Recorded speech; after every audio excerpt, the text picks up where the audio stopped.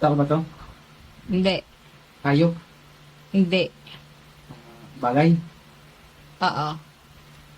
Ginagamit ng tao? Oo. Sa kwarto? Pwede. Sala? Pwede. CR? Pwede. Grabe naman yan. Sa kusina? Pwede. Nasa katawan ng tao?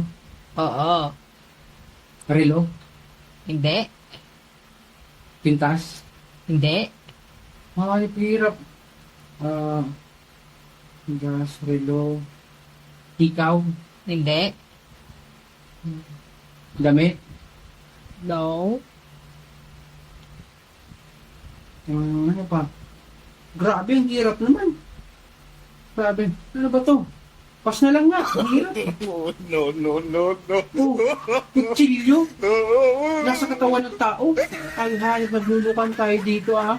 Grabe namin yun. Ay, ayun nga. Nasa katawan pala ng tao.